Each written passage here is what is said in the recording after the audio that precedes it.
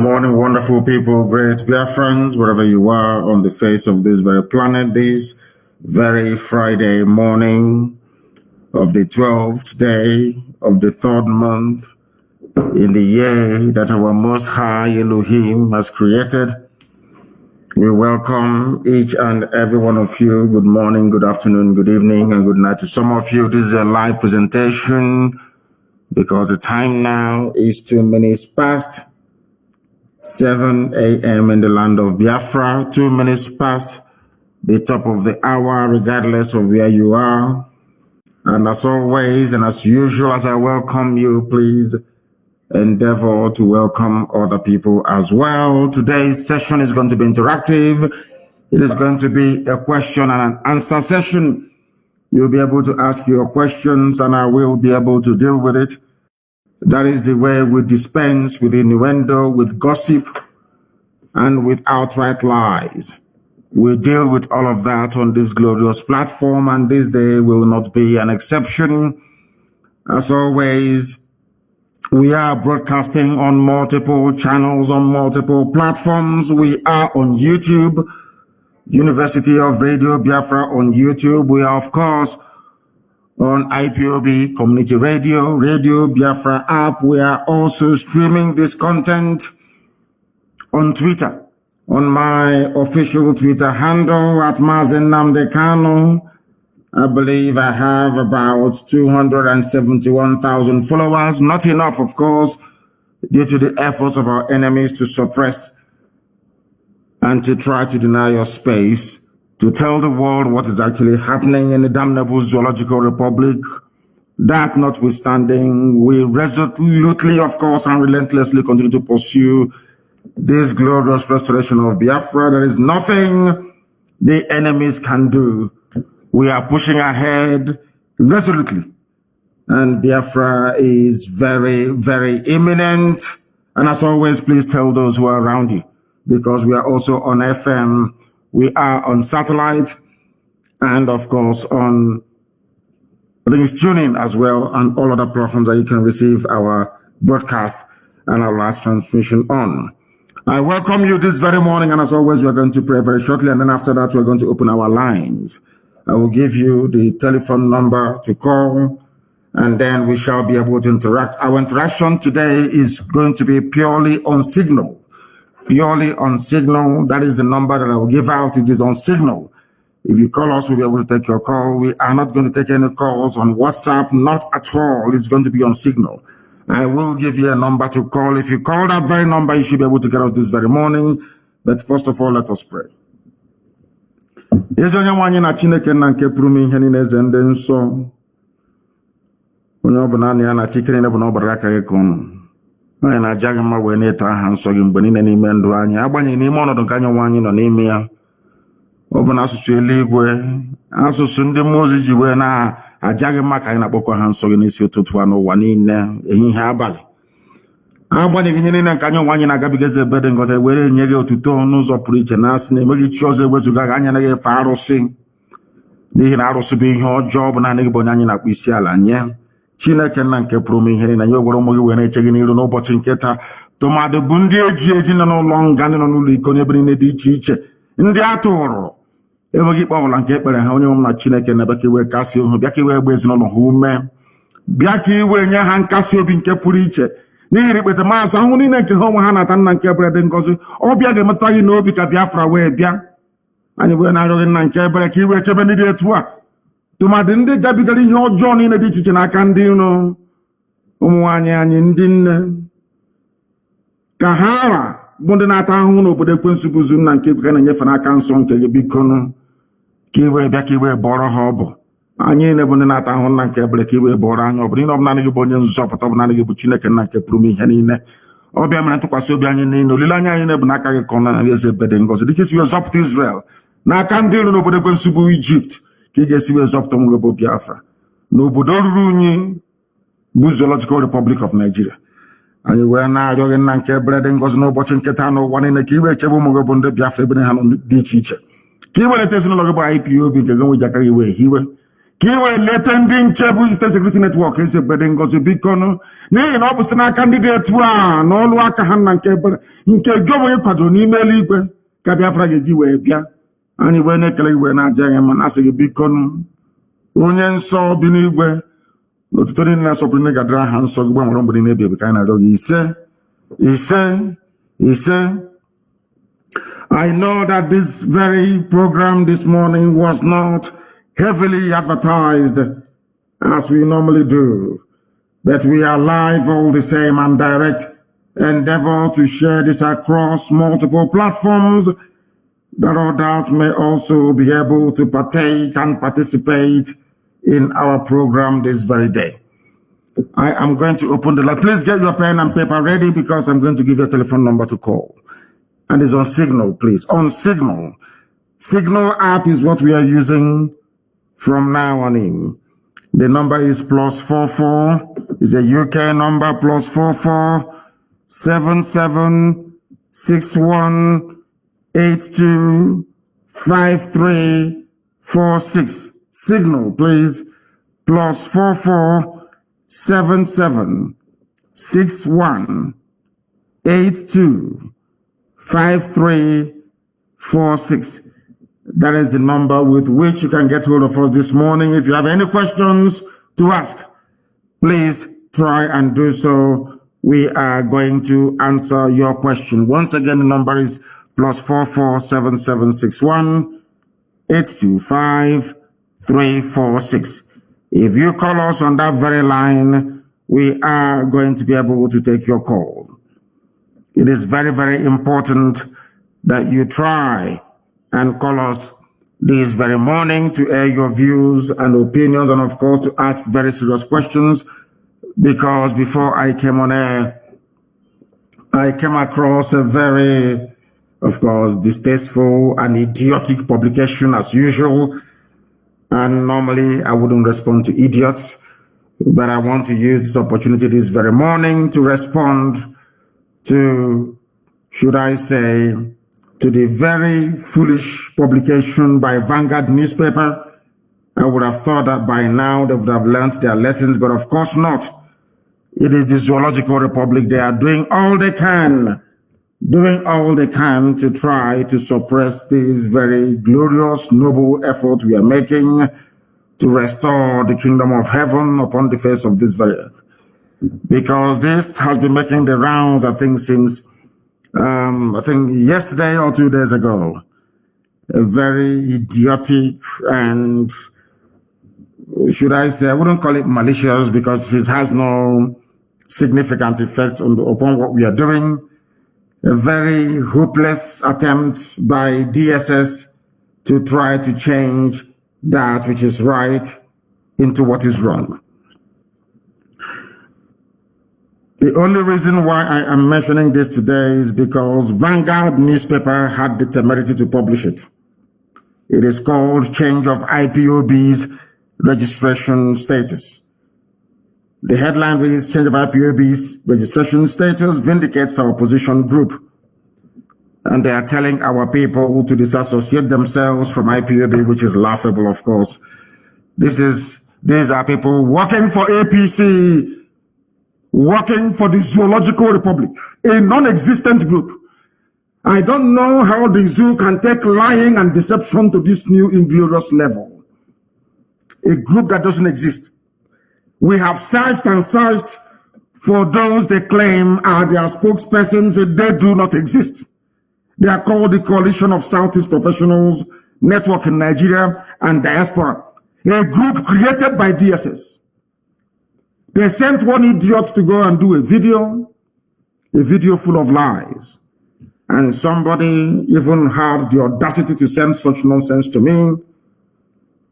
And to my shock, horror, and surprise, even Vanguard newspaper of all people published this junk. Brown envelope journalism taken too far. Very, very sad indeed. Very, very sad indeed. The idiot did a video. Those of them now recruited and working for MI5 in conjunction with DSS in the zoo. They came out to publish junk, or should I say to announce rubbish, that the status of IPOB was changed in the USA. That is what some idiots, all of these fools fathered by Fulani Janjaweed before, during, or after the war, or maybe their parents. They don't know who we are, that we are whiter than white and whiter than snow. That is why if you're in IPOB and you have any blemish, once you are of a suspicious disposition, the devil will go into you and you will leave IPOB. We don't sack you, you will run away from IPOB. And the one then saw very clean and neat, unblemished, untouchable. They have sought ways to try to diminish what we are doing. They have not succeeded. They have recruited AFP. People, they paid money to AFP through one idiot that calls himself Tijani, that works for APC and Buratai, to be writing junk, and AFP will be publishing such rubbish because they need money. That is what they're using your money to do in the zoo, to try to deceive the world about what is actually happening in the damnable Zoological Republic. But we are aware of their tricks, and we are doing all we can to counter them at every point. The disappointing thing today is that a whole Vanguard newspaper published such junk, unverified news, brown envelope journalism. That is why Nigerians are blind. That is why the animals in the zoo cannot see properly. That is why their lives are idiotic and useless to the core, because of the brand of journalism that they practice. They think they can deceive people by lying. Here, we expose your lies and we destroy it. All of you working for the zoo, under your new Nigeria, under your constitutional whatever force measure, that rubbish, it's never ever going to work. Not today, not tomorrow, not ever. Because the Janjaweed are in control of your lives. You want to bring such nonsense to us? I have a few questions to ask Vanguard newspaper this morning. Because Vanguard newspaper published this junk, and I want to ask them a very simple question. Because it is through cross-examination in a court of law that you determine those who are lying and those who are telling the truth. It is very, very sad indeed that after even all these years of educational enlightenment, black people, especially in the zoo, continue to behave like the wild beasts and animals that they are. Very, very sad indeed. A journalist, you are sat down in your office in Lagos, doing nothing. Somebody brought you a piece of junk with perhaps 4,850 naira in a brown envelope. And you published such junk without even the benefit of going to ordinary Google to ask if what they're saying is correct or not.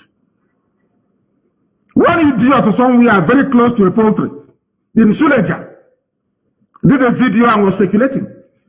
Vanguard saw it fit to publish such rubbish through a group called CCPND that doesn't exist.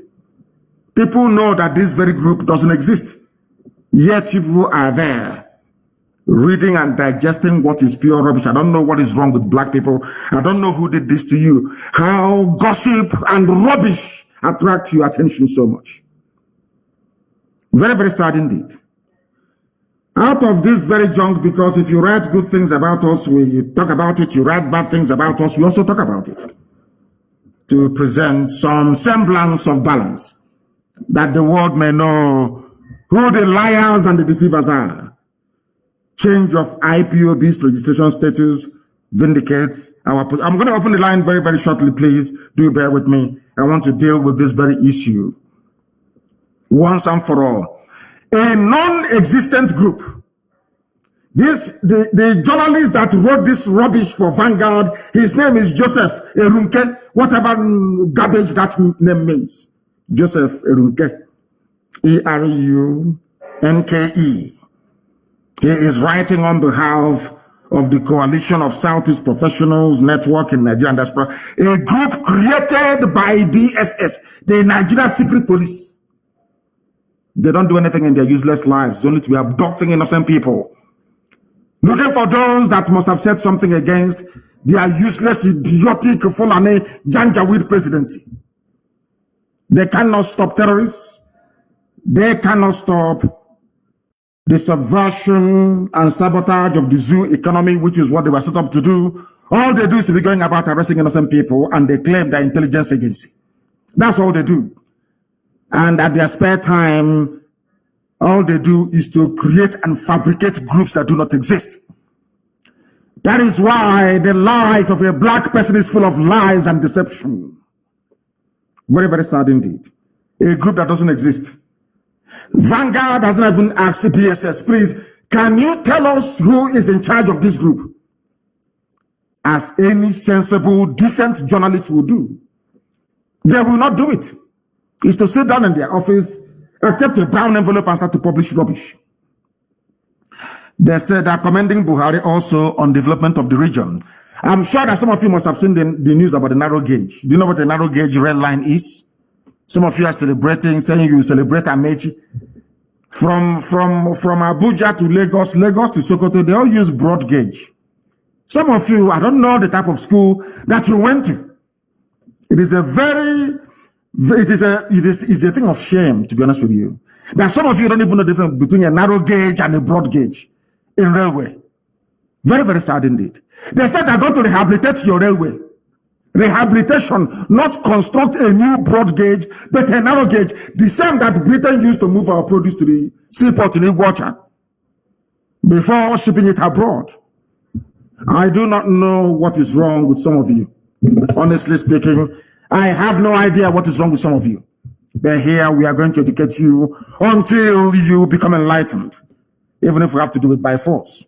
This very group that doesn't exist, created by the Nigerian government to attack IPOB and to attack the entire Biafran agenda and, of course, my good self.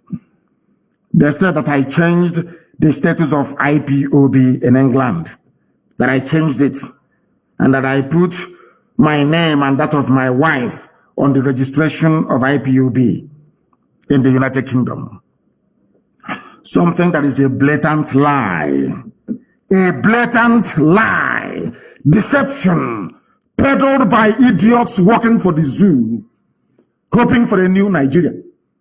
They are working in collaboration with those of them who are deceivers and liars, telling you about a new Nigeria. Through Biafra agitation, you get a new Nigeria.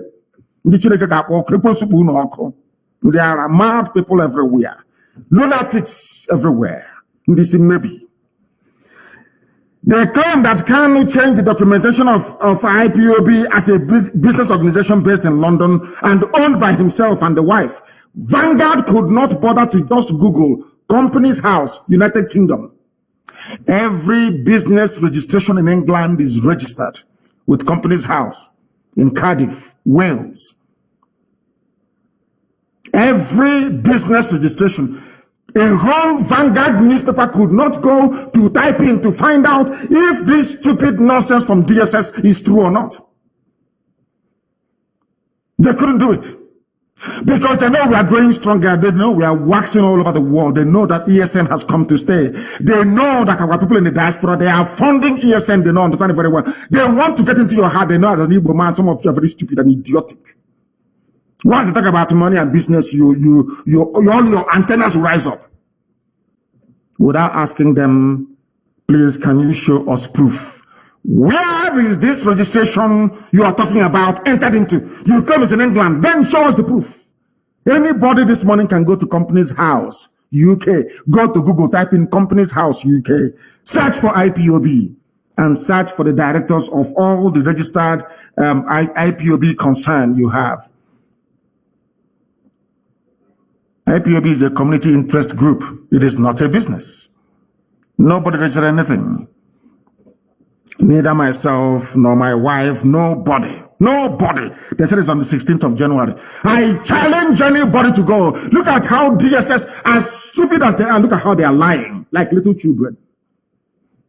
Little Alabajiri children who are full of lies. And they are takia. They think they can deceive people.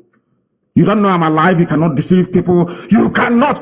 Mbakwe said, you cannot, you see, ordinary rat in the house cannot steal something from somebody who is awake, only if you're sleeping.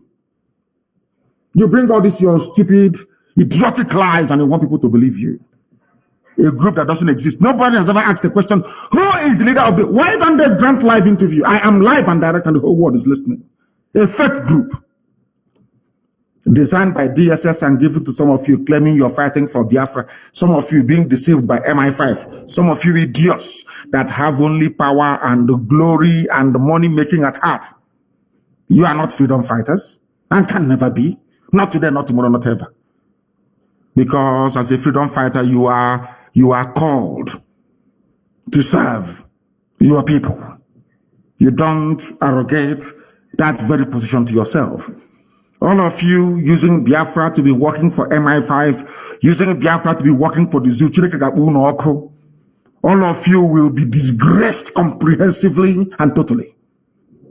I'm telling you. And you will all die a very shameful and miserable death. All of you peddling this junk, that some of you are even so idiotic, one fool actually sent it to me. Is it true? Can't you go to Google and Google UK company's house and go to IPOB and see those who are registered there or not? And see if the name of my wife is there or not. That is why Africa is backwards. People don't even do common research. Common research to go and find out if an allegation is true or false. Common allegation is just to be peddling it because you're very lazy mentally and physically. That's why you're poor and wretched. That's why Africa is backwards, and that's what we are fighting very, very hard to reverse. They claim that Kanu changed the documentation so that when Biafrans will hear it all over, hey, Chimo, he changed it. Unanuka, have you heard it? I will no longer contribute. All they're trying to do is to stop the funding of ESN. That's what they're looking for. If you don't, let me tell you. They know that some of you are very stupid and hopeless. Once you listen to gossip, your life, your brain will enter into overdrive. They know how to get you. Look at how Fulani Janjaweed are playing with your brain cells. So you will stop funding IPOB. The idiot that looks like somebody who hasn't been employed since graduation. Or saying, I have now given up. I'm no longer going to do this. I'm now going to work with a group that is working with the Nigerian government. Can you believe such rubbish? And Vanguard newspaper had the temerity to publish such junk. They are part and parcel of the problem in the zoo. The quality, or should I say lack of decent journalists in the zoo is part of the problem bedeviling that damnable zoological republic. No wonder white people see black people as natural liars and deceivers. A whole newspaper publishing not only falsehood from a group that doesn't exist, a group that do not exist.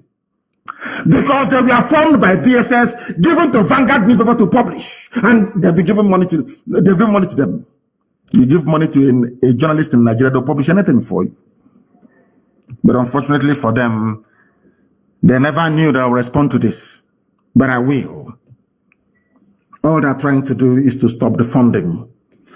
I maintain that we are whiter than white and whiter than snow. That is why Elohim is with us. That is why anything we say comes to pass.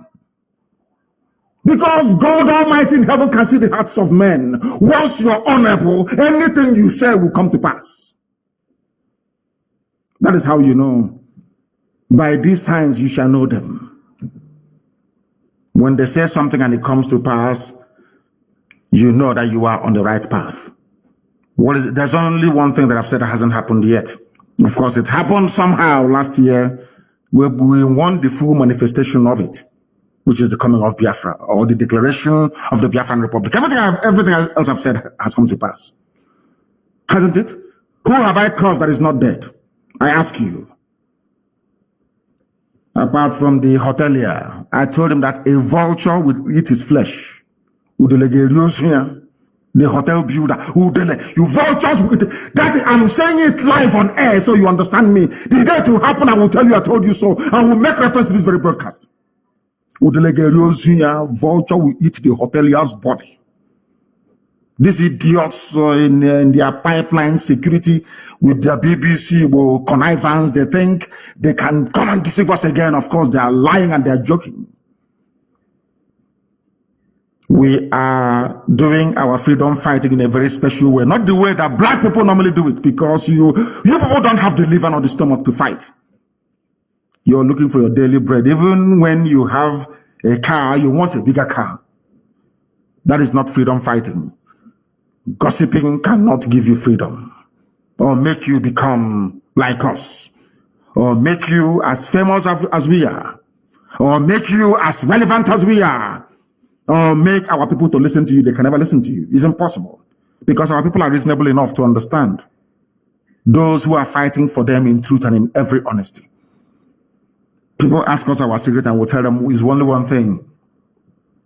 Biafrans only love one thing in their life, which is the truth. They themselves may not be perfect, but they want to hear the truth from you. Once you tell them the truth and they see that you're consistent, they will follow you. And that is what DSS, by creating this useless group, is trying to should I say, to frustrate. That's what they're trying to do. To make you to go off, to make you to begin to think otherwise, whereas the group doesn't exist. And the news they're peddling is falsehood, blatant falsehood. You have Google on your smartphone, on your iPad, on your computer. Go and Google it and see if my wife's name is on any company in the UK, unless they have registered it on the, and if they do, of course, they will take them to court in the UK. Let them try it now. They understand that very well. Look at how they're playing with your brains, all of you. Very, very sad indeed. So I am placing a warning to the publisher, not to the editor, to the publisher of Vanguard newspaper, that such journalism is responsible for what is happening in the zoo today. They too are complicit, not just for Janjawoodism, but the quality of journalism in Nigeria is lamentable. Very, very sad indeed.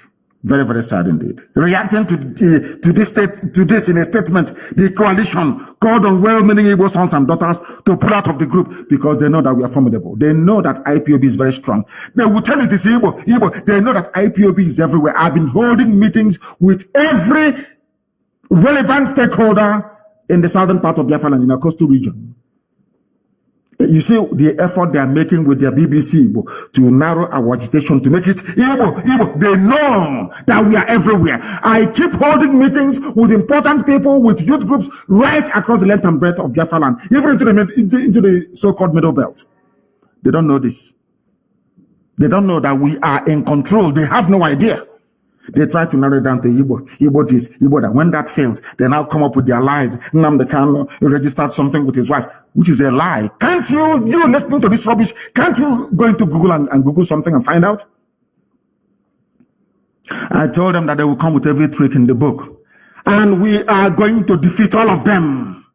Every trick in the book, they will come with it. We are going to defeat all of them. I'm telling you the truth. People are calling and we must go to them this morning because this was meant to be an interactive session.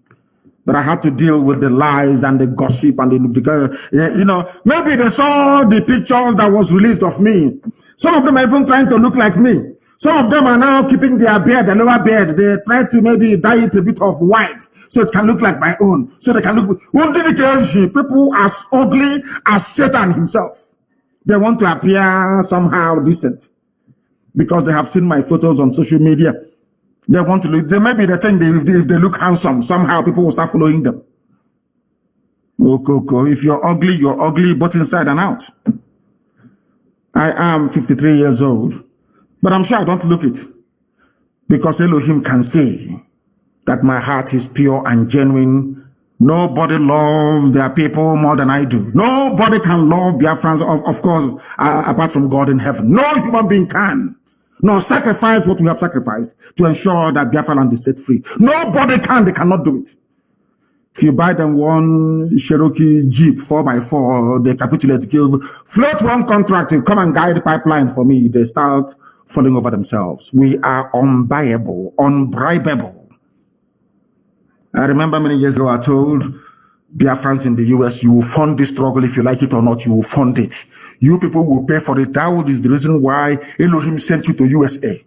Not to go and better yourselves and your families, but to fund this for this very time that we are in. And as at the time, they have now started to respond. That is when DSS and some idiots working for the zoo claiming they're fighting for Biafra is now coming out to talk rubbish. Every Sabo will be defeated and disgraced. And finally, you'll be tried and you'll be hanged. There is no escaping from this very fact. It doesn't matter what you do. Even those I don't talk to, those I don't respond to, idiots everywhere talking rubbish. When we've not even mentioned their names, they have seen ESN everywhere waxing very strong. They won't talk about it. They saw our sisters who were being raped. We've just released them. For them alone, we paid over 9 million. Nobody will talk about it. Nobody will come to IPOB and say, all this money you are spending to release people from Abuja, where are you getting it from? Nobody will ask that stupid question. Because they are idiots and they are fools. They abduct our people from Obibo, take them to Abuja, secretary them everywhere. We went to the army barracks to go and find them and to release them, take them to court and release them. We have spent over 26 million naira trying to free our people. 26 million. Tell me which other group of people has ever done that before. Both those who are not IPOB, we release everybody because all are Biafrans. You see why Chukwukika Biama love and bless us always. Because our heart is clean. Ask all those people released from detention. Has any of them before been to an IPOB meeting? Most of them, no. They just set them on the streets and they took them. We released them. Paid a whole lot of money to release them. Money that belongs to IPOB family worldwide. Ask the hotelier. They give him money to run Biafra. He will be busy building hotels and hostels. That is why nobody takes him seriously. That is why nobody follows him anymore. That is why he's afraid. He thinks I will go after him. I'm not going to go after you. Elohim will kill you. You will die and vultures will eat your flesh. I can't go after you. Irrelevant. Idiots, I don't even mention their names. They'll be yapping rubbish every blessed day, including the pig in the creek, talking rubbish every blessed day. You have eaten your money and built your schools in Cotonou. So why are you bothered about freedom? You don't know that those that gave you that money, they understand you very well. How many times did they come to me? They offered me Biafra of Igbo territory alone, Southeast, and I said no. Because there are Igbo people everywhere. We are all Igbo people, if you like it or not. At the end of this very day, of course, you come to the very realization that what I'm saying is correct. I said no, I want the whole of Biafra. They gave me all their money in the world, and I said no. Not once, not twice. I said no. They ran to my parents to go and bribe my parents, and my parents said no.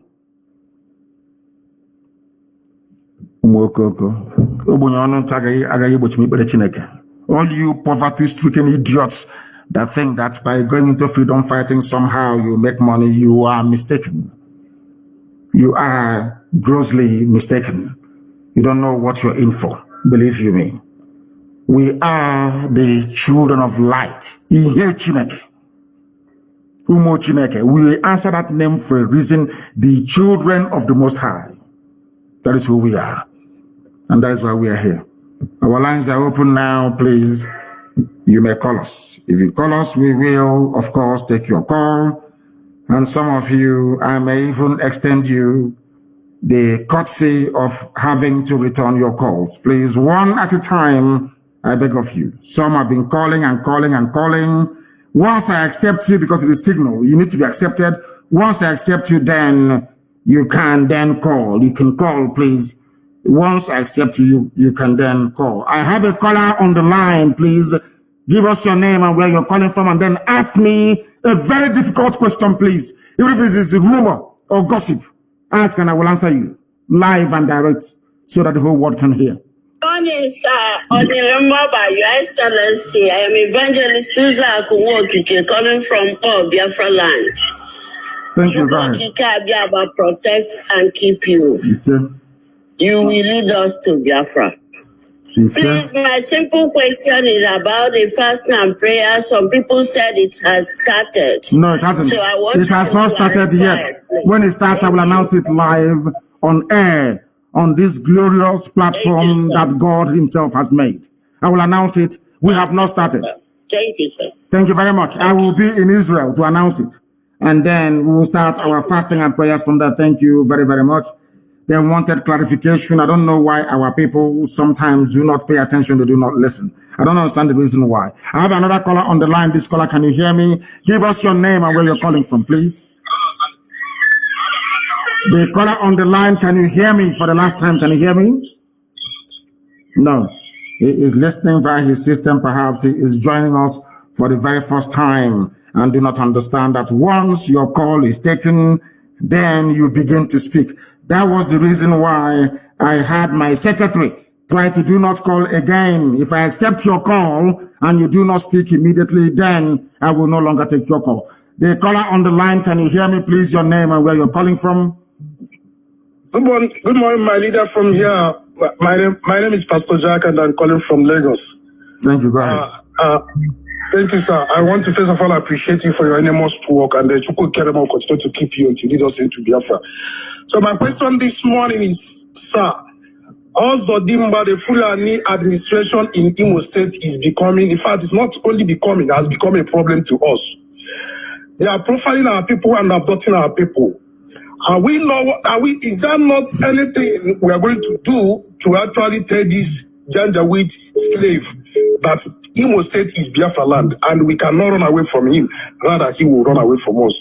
And secondly, I want our people to continue to support ESN to get them more equipped, because we don't beg anybody to support ESN. If you don't support them, Fulani will take over your land. Why are you begging? Am I begging anybody to support? Why should you beg anybody to support? Is this some kind of charity that we had? No, don't support ESN now, and Fulani will take over your village.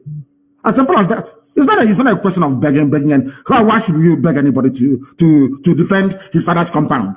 Don't beg anybody, please. Regarding the idiots, the Fulani imposed administrator of Imo State, that very fool, that original 419er, that same person that George Obiozo took to Fulani Janjaweed to make him the governor of Imo State from number 4 to number 1.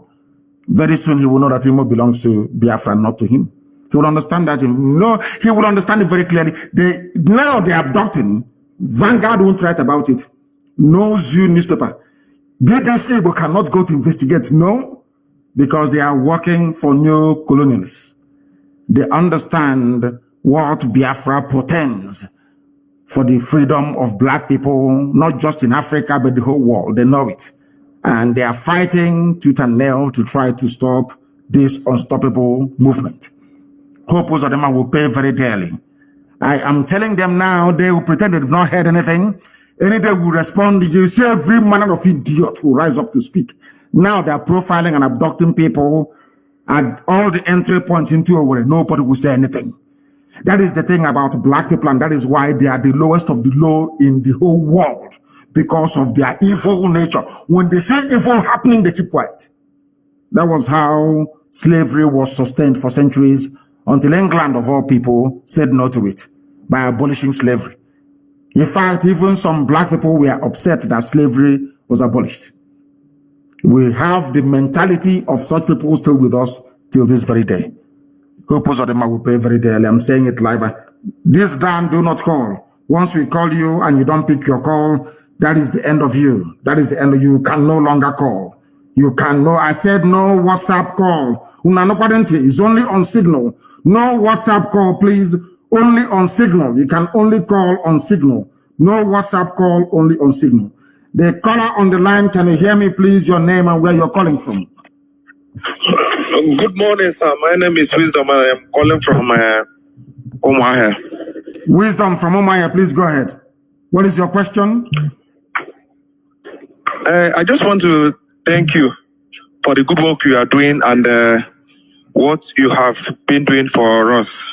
May Chukwu Kikabiyama bless you and continue to bless you. You say? What you went to do the time you went to Abuja to negotiate for. To negotiate for what? All right. You went to for restructuring so that the seaport will be opened in all these our coastal region. But our brothers, they don't understand this.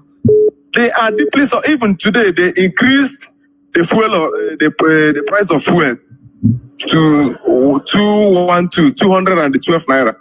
We are really suffering in this country, and they don't know that we are suffering. People don't know they are suffering because they prefer to live in denial and stupidity. Sometimes you stop blaming those in Abuja, you stop blaming the Fulani Janjaweed, and we start to blame ourselves.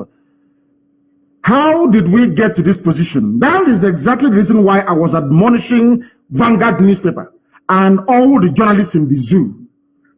They are part and parcel of they do not enlighten and educate the people as to their rights and their privileges. They should be enjoying as citizens of any country, anywhere in the world. They have failed very woefully, and that is why people are suffering. The same fuel that was at 86 naira, and the foreign Janja will say Jonathan must go. It is 86 naira, it's too high. I will bring it down to 40 today. As you're saying, it is at 200 and something, 212 or thereabout. And then people are walking about as if nothing is wrong. That is the brain of a black person. That's what we're seeking to correct. That is the reason why black people are the lowest of the low. They are poor. They see something and they fail to act upon it immediately. This type of nonsense cannot happen in any white man's country. It's not possible. It can never. People will come out and protest. But in the zoo, they cannot protest. When they come out, the time we join their end side, they said, oh, IPOB has come to hijack. And we said we will not participate in the second one. The second one only lasted for 45 minutes. And they ran them up. Because they don't have the mental toughness needed to propel a mass revolution. Only IPOB can. And they know it. I say it without apologies to them. Only IPOB can effect a revolution. No other group of people can. It's impossible. I'm not boasting that, you know, it's true. Go and try and see. That is why they are making every effort to try to subdue what we are doing by lying to everybody. Barefaced lies. And Vanguard was busy publishing such junk. Unbelievable. This UG. This person called Dan. I am going to block you. I took your call a while ago and you idiotically did not answer. The person on the line, can you hear me, please? Your name and where you are, if you may. Leader, good morning from here. Good afternoon from here. I'm calling from Malaysia. My name is Okafo Sadeve. Okafo, go ahead. We are listening. Yeah, what's your question? Yes, my leader. I want to ask you one simple question. When are we start the killing of all these wicked politicians in Igbo lands? When are we start of killing them? Because once we chase them out, to get Biafra will be very easy for us, them and their family members. I think that a time and place will be appointed by Elohim, the God Almighty. It is not left to us. I think God is going to judge them. It is not up to me to judge, because I think the good book said you should not judge anyone that ye may not be judged. I am not going to judge any of them. The same thing with terrorists. All we need to do is to present them before God, and then God will judge them. And very soon that is going to happen. God is going to judge them very soon, not us. Our job, as Putin said, is to make sure that we send them into the presence of God. All of them. They have been killing us. They are abducting us. All of them are now pretending, including BBC Igbo. All the Efulefus, all the gangs of criminals, they are pretending they cannot see what Hopus Odema is doing. Everybody is pretending, or what Wike did. You know, people. They are all pretending. Do you think I'm going to forgive and forget? You must be insane. I can never forgive nor forget. Instead, we all sink. Let them keep abducting. You can see DSS abducting everywhere. The day now we rise up against DSS, people will not start the story from the beginning. They cut it from the middle. Now DSS is everywhere abducting. British government, they have kept quiet. Daily Trust, they cannot report it. Everybody is quiet. Now they are going, the man and the wife was abducted in Calabar. The wife went to work in their shop. Yesterday, she was taken from them. Everybody is quiet. DSS abducting innocent. They cannot abduct bandits. They cannot abduct Boko Haram. They cannot abduct all those sponsoring bandits and Boko Haram in the north of the zoo. It's only in our land that you see DSS director, a Fulani man, one idiot called Haruna in Imo State, abducting people, and all of you are now keeping quiet. Every day we respond now. You see all the idiots, they will rise up. And we are going to respond very soon. Useless zoological republic. You people have not seen madness. You are going to see what is greater, or should I say worse than madness.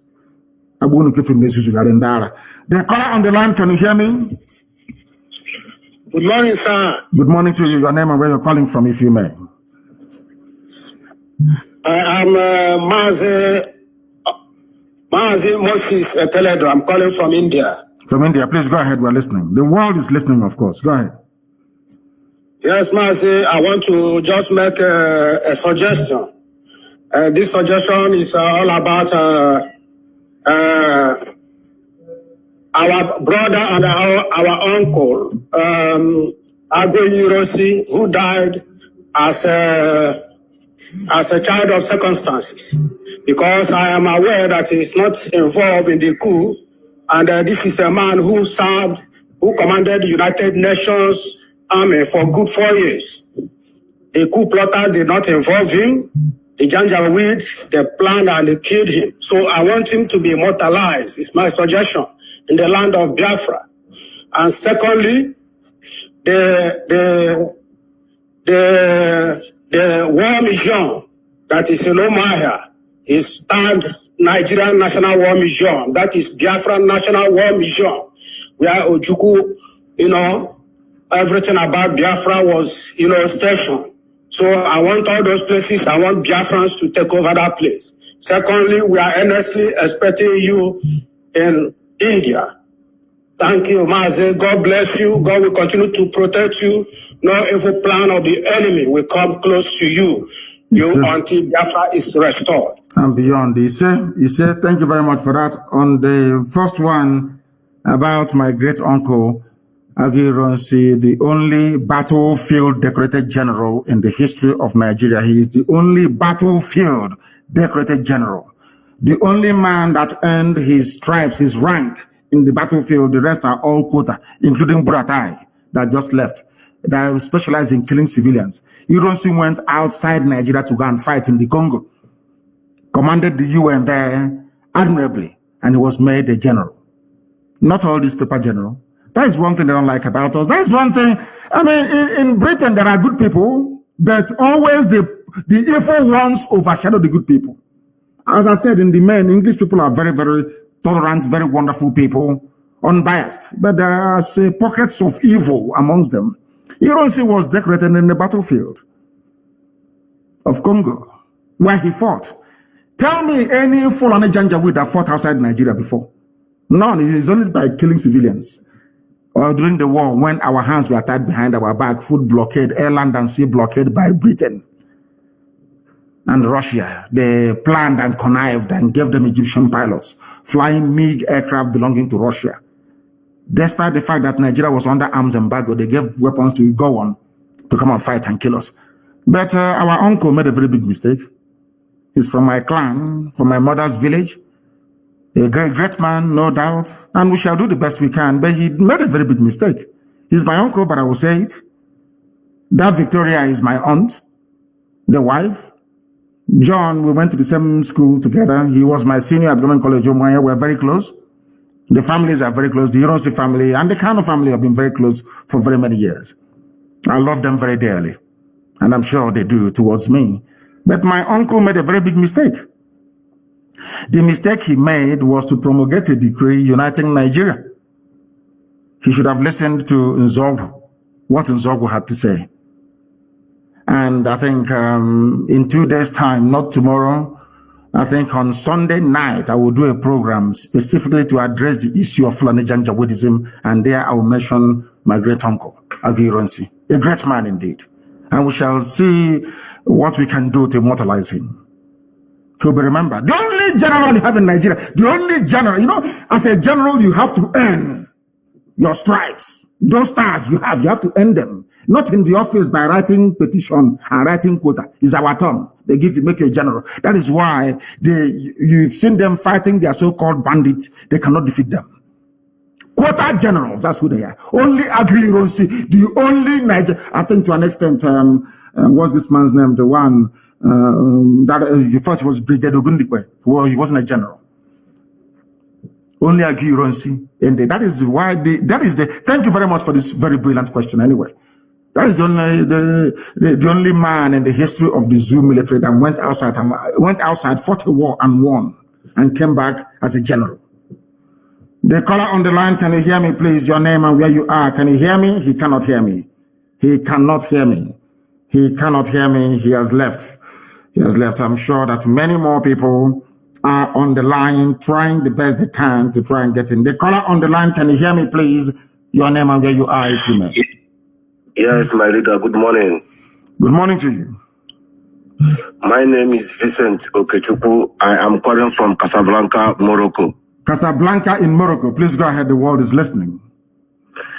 Yes, my leader. You know, history have it that when Jewish state want to restore their state, the unknown gunman kill all those who do not support in Jewish state. This is high time. I just want to make a contribution. This is high time we kill every garden shit that is not supporting ESN and IPOB in Biafra land, especially the Eastern governors and all those people, including Joey Bokwe and everybody. Those people that are talking rubbish against ESN and the IPOB must go down. We have to send them to God for judgment. That's what I want to contribute, my leader. Thank you. I am not going to kill anybody, please. I want to make this very, very clear. I am not going to kill anybody, but my job is to ensure that we present them before God for judgment. I'm not going to judge anybody. I'm not going to execute anybody. It is for God to do all of that, not me. Thank you very much. Of course, I can understand your anger. My dear brother, I can understand your anger. We share the same anger. Look at the way the Fulanis are fighting to take over our land. And we are struggling to defend our land. And some of our people are supporting the Fulani to take over our land. Hey, very sad indeed. The caller on the line, can you hear me? Your name and where you are, please, if you may. Good morning. This is Daniel. I'm calling from Belgium. From Belgium. Thank you very much. The world is listening. Please go ahead. Yeah, Onyendu, I want to thank you for all you have said this morning and for your analysis. I have been a member of this IPOB since 2013. I'm still a member. Actually, I know all what you have explained about the thing they said about... You are very far from the microphone. Take it off speakerphone, please. Speak into your phone direct so it can come out here very well. Sir. Go ahead. I said, actually, I have heard all what you have said this morning, and we know who those people who are battling those lies, and we tell them that if anything happens to you, they are going to see how we are. We know their leader, and they said that their main effort is to bring IPOB down, and I have already told them that it's going to take them another 200 or more million years for them to bring IPOB down. That we are very strong and we are strong behind you. Whatever you want to do it. I don't have a daughter to give you or anything, but if your wife will allow, maybe you come and take my own also and join to your own. So do whatever you want to do.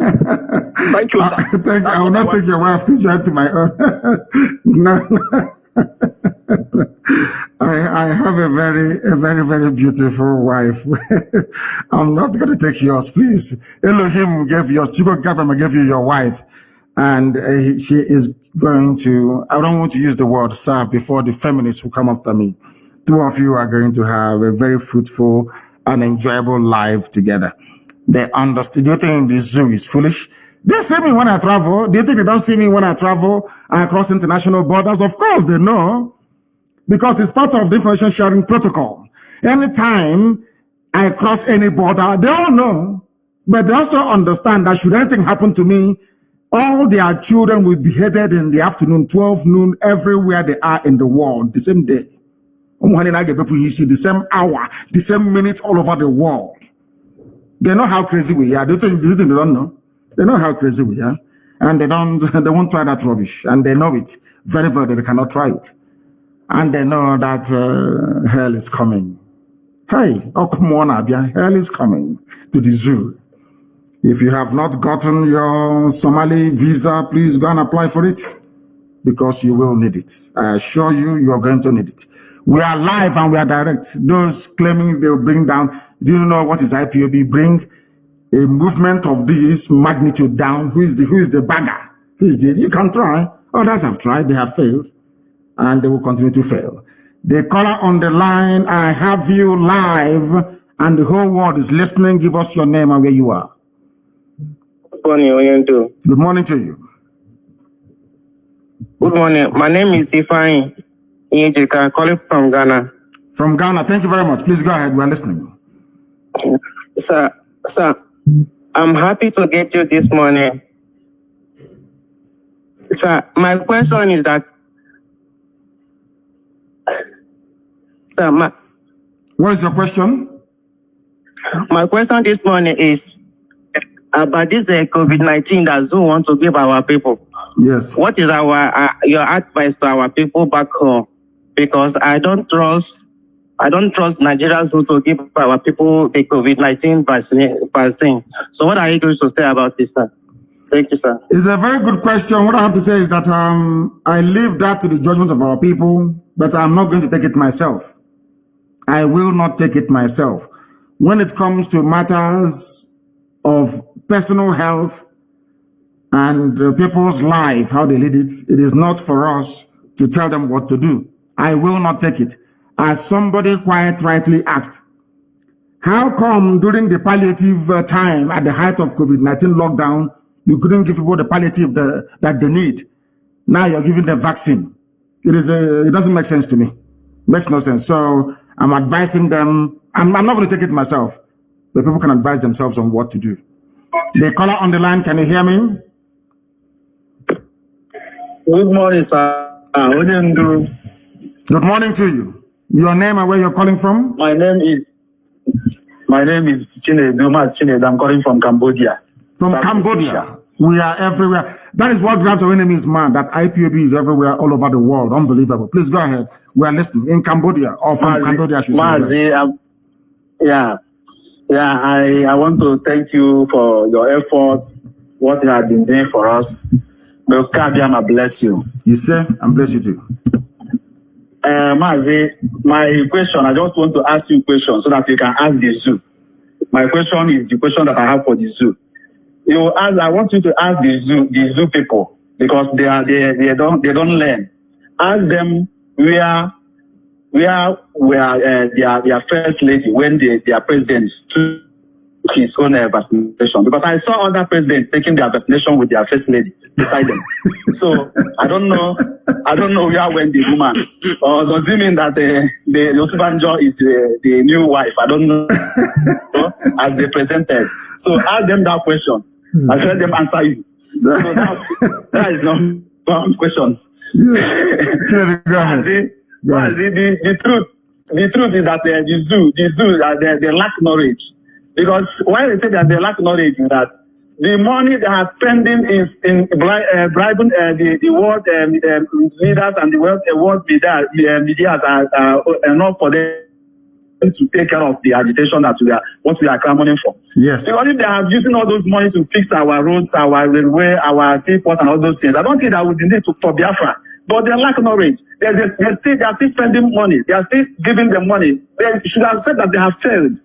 Their money will finish, and yet they will not achieve anything. So what is happening now is that, in our Igbo language, they say that when two people finish fighting, you will be hearing, yes.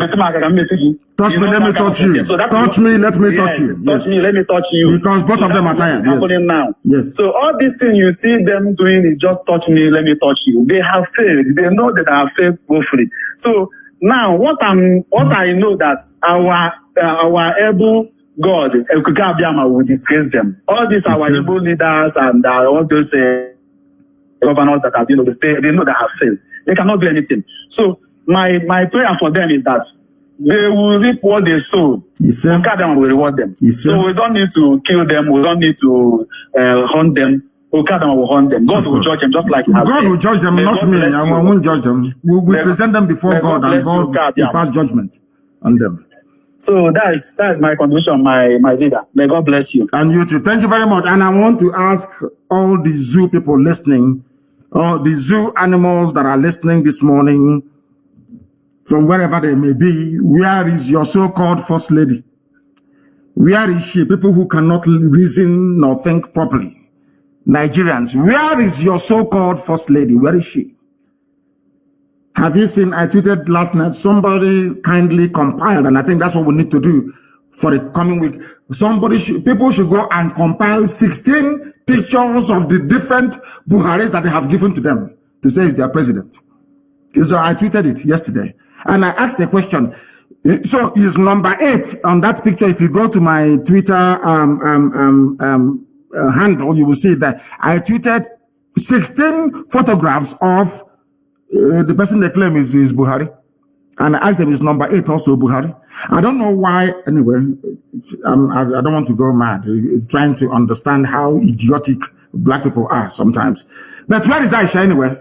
She's nowhere to be found. She's in Dubai having fun. Dubai built by other people, built by Arabs. People that suffer, people that love their country, they built Dubai. UAE made it great. All you can do as a useless nigger is to run there and go and enjoy without shame. That's where Aisha is. Is Dubai now the new Nigeria? Of course, who knows, it may be. After all, Kempinski Hotel in Dubai is owned by Atiku. The caller on the line, can you hear me, please? Your name and where you're calling from. Yes, good morning, sir. Good morning to you. I'm calling from Sapele, Delta State. From Sapele? Sapele is in Biafra land. Please go ahead. We're listening.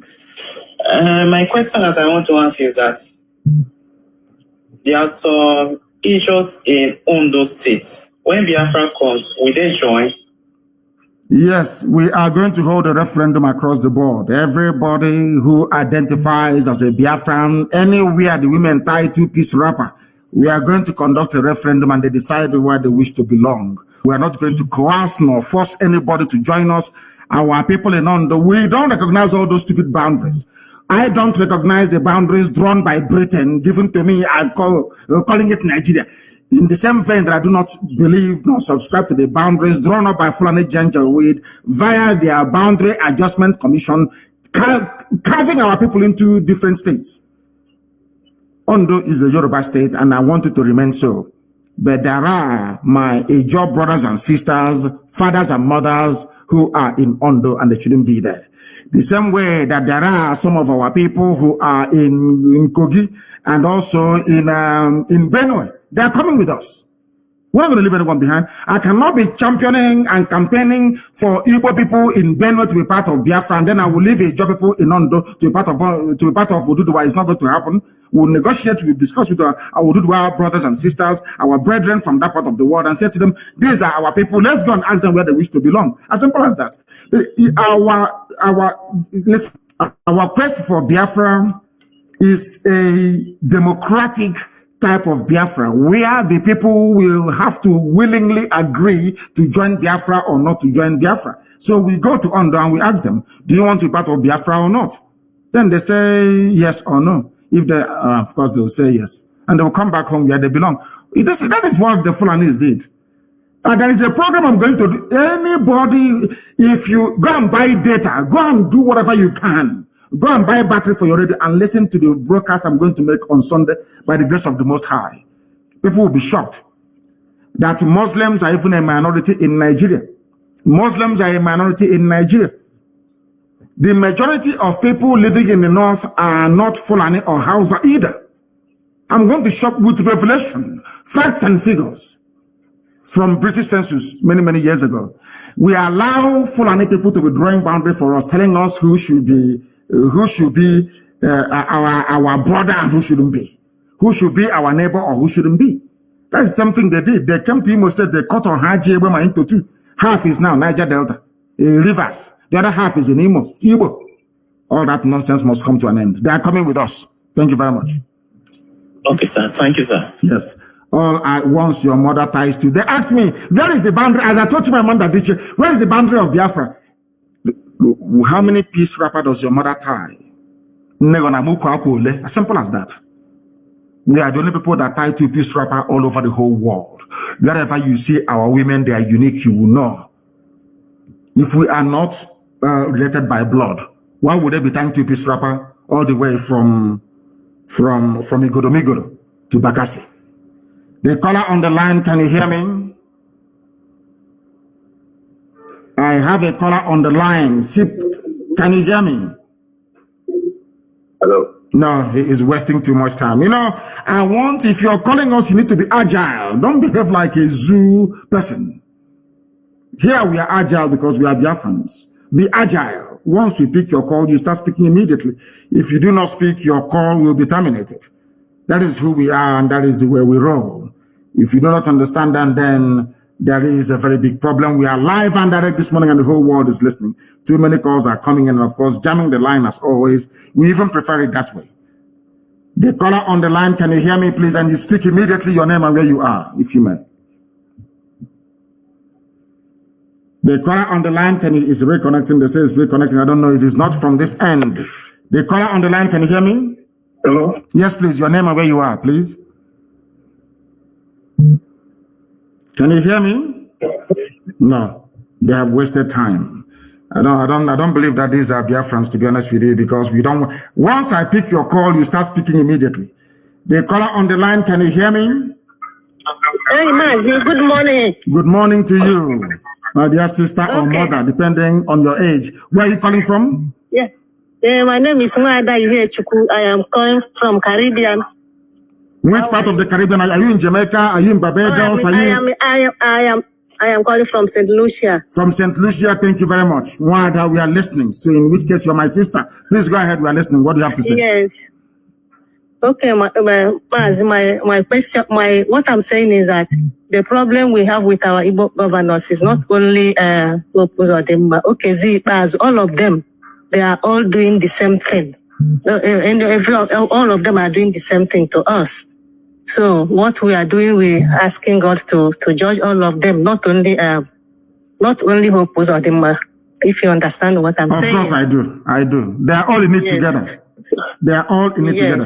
You are calling from St. Lucia. Do we have of course, we have IPOB family in St. Lucia. Is that correct? We have IPOB in Jamaica. In Jamaica. And Trinidad, we are all together. All together. We have presence in Jamaica. How about you're coming from St. Lucia? Is that correct? Yes, remember it's an island, so we are not many here. So, but all the it doesn't matter how many you are. All of you must have an IPOB family in St. Lucia. Even if it is yourself, your husband, your boyfriend, whoever, your child, you must start IPOB family in St. Lucia. And I want it to be independent of the rest of them. I know we have significant presence in the whole of the Caribbean, but I want a family in St. Lucia. And thank you very much for calling. Marge, I'm not married. I'm a nun. So we are the sisters. In the you are a sister. Your people are the people praying for us 24 hours a day. Is that correct? Yes.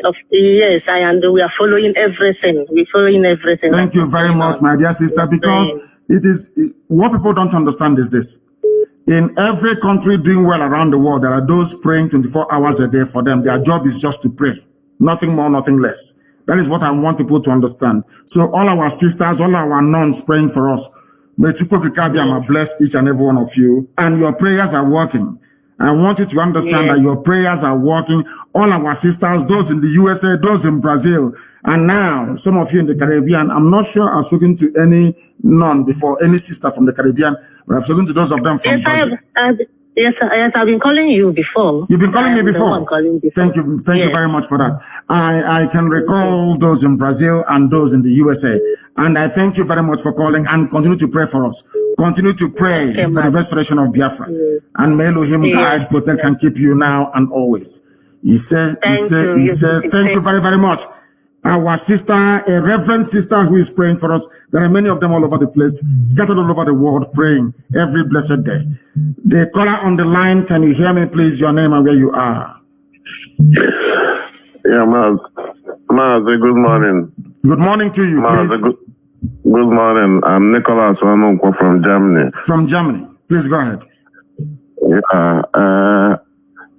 My question is, does it mean that our president, because I don't want to call him Buhari because he's not Buhari, does it mean that we now selected somebody that is deaf and dumb as a president who cannot speak to the country, to the people that is leading? Yes, because there is no president there, as you said. There is nobody there. What you have, if you look at the drift, both in terms of policy and in terms of implementation of those policies, you will see that there are many people who are in charge in Asarok, of which the coordinator is Ibrahim Gambari. There is no president in Nigeria. Everybody knows that. That is why he cannot speak.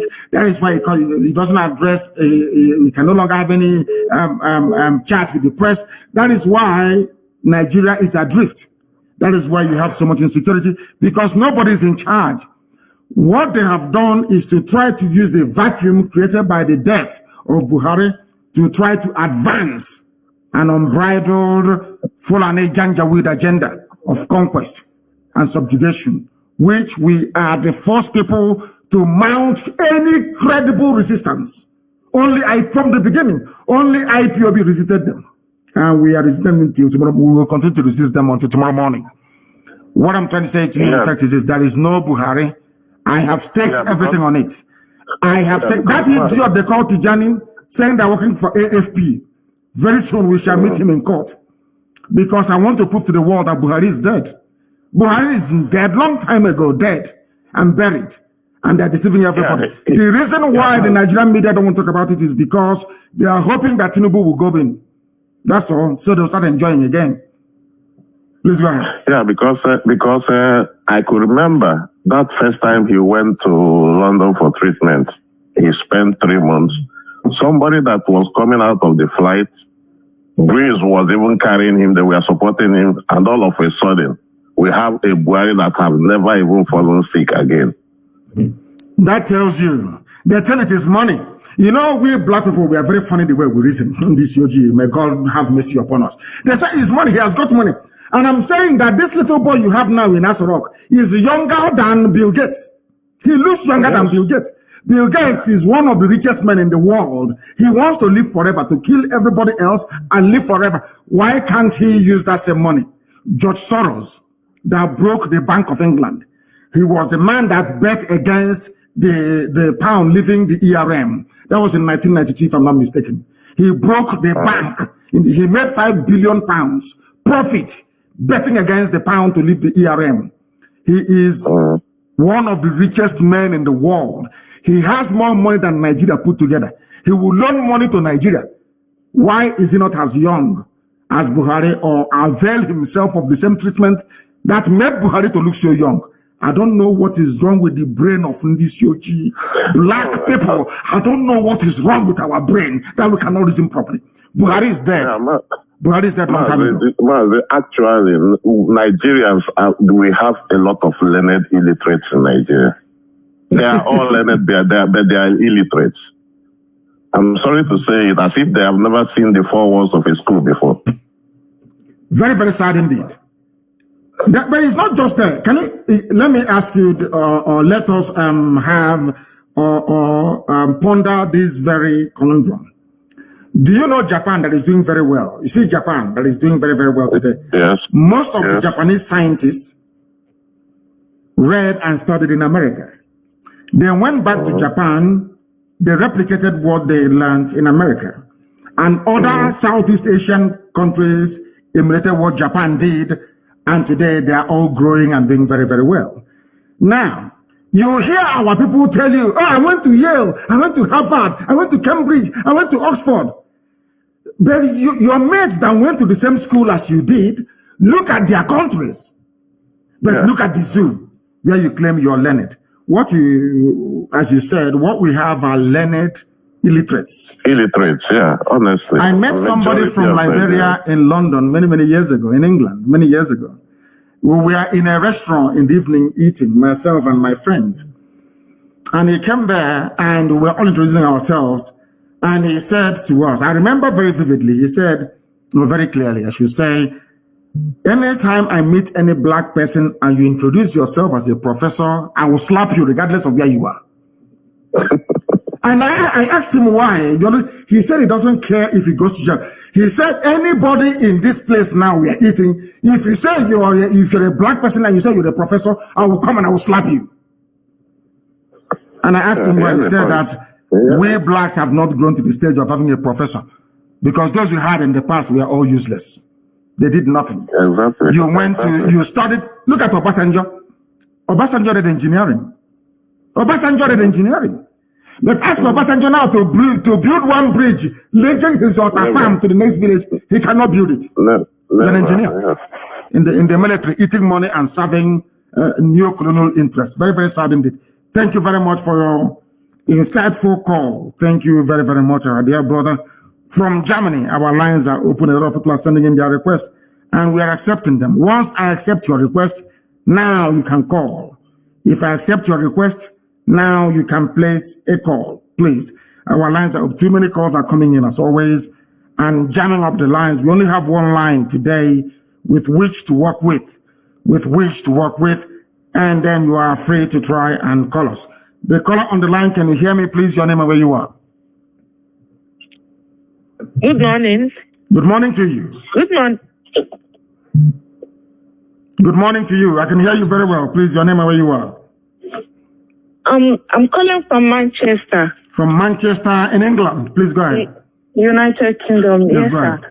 Sir, I just want to bless you for what you are doing for our people. We are very grateful.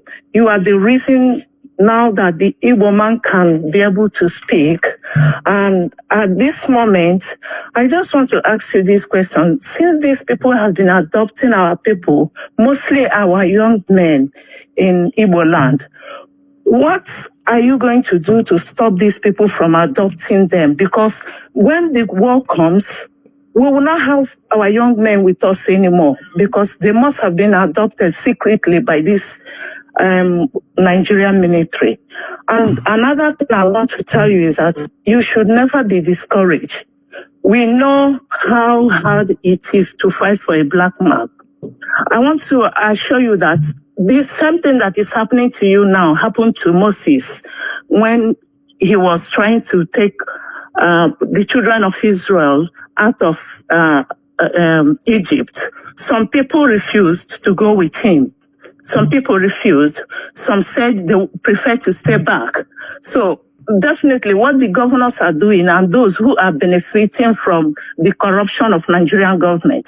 So they are the ones who don't want us to have our freedom. Yesterday, I was lucky to I met a man where I work, an elderly man about 90 years. I asked him about the Biafran war. He told me everything about it.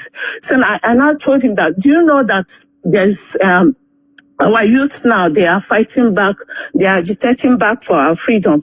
He said, yes, we should never give up, that we should continue, that definitely we will have Biafra.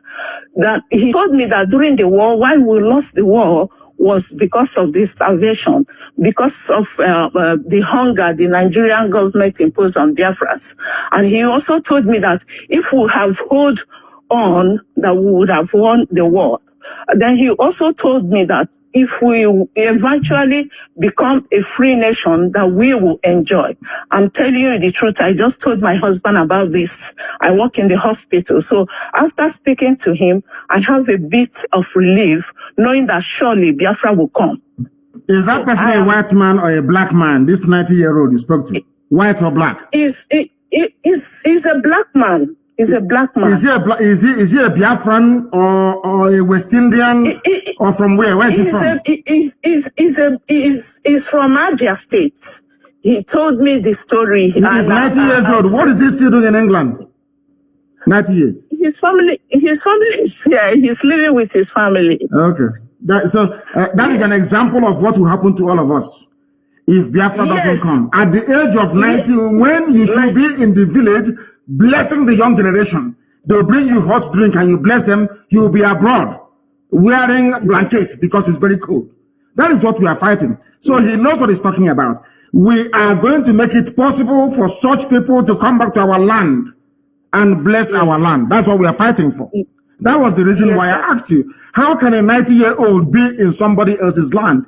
Have you seen a 90-year-old white man anywhere in the zoo? No. Exactly. Sir, and as well, our people has to reason, like my very self, I've been, each time I remember that if we don't get this Biafra, our children will end up staying here. And if they continue to stay in abroad, definitely they are blacks. They will also treat them the way they are treating us now here. You can see what the royal family and Prince Harry's wife, what just came out of whatever they are doing. Even though we know that the press here is horrible, we know that then the secret of the asking about the color of the child and whatever they ask her. This is also what our children will go through in years to come. So please, we are really hungry for this freedom. We are really hungry so that my children can go home and live in my own. When I exist, they can live in Biafra land as Biafrans. And my children, I've started telling them everything about Biafra. I've told them the little they know you, and they are happy. They are willing to go home as soon as Biafra comes. So, Mazi, I am so grateful. Today, I am blessed to have spoken to a chosen one. You are indeed a chosen one. God has blessed you. You are uniting all Biafrans everywhere. I saw a Bini, a door or a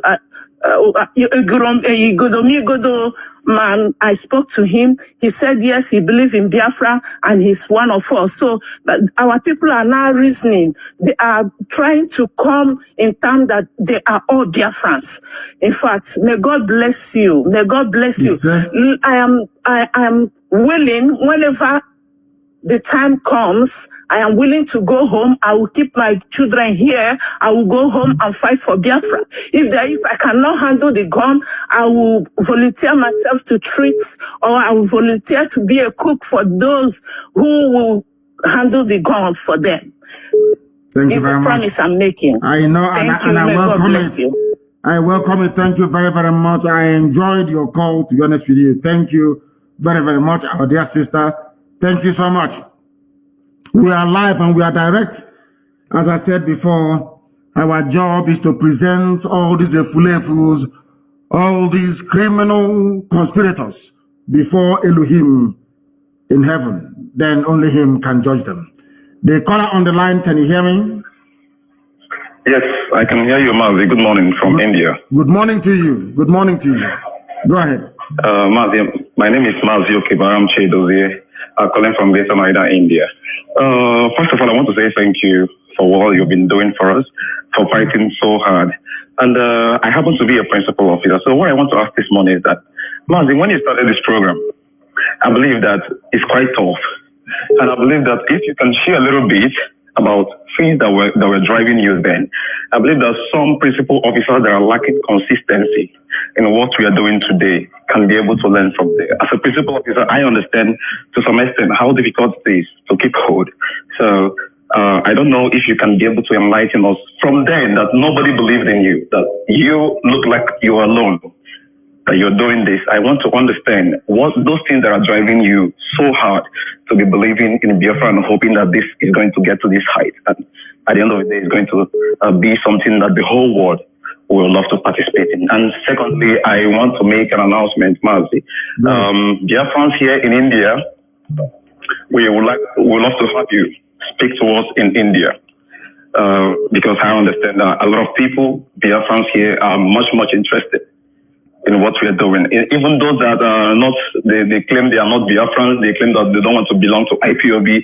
Today, I have the opportunity to speak up to a lot of them, and they are really turning to listen to what we're saying. So it's going to be a great one for you to be able to rise their spirit, and not only here in India, but across Asia. They really want to hear you speak to us. And as well, I want to tell you that here we have people, the way they behave and the way people other parts of the world behave is different. Here we have what I call the doubt issue. So even till now, some of them might not really understand. They might not really understand that whatever they put is going to IPOB directly. So for us to clear all that, I would love you to speak to Biafrans here in India and also retrade that to other parts of Asia.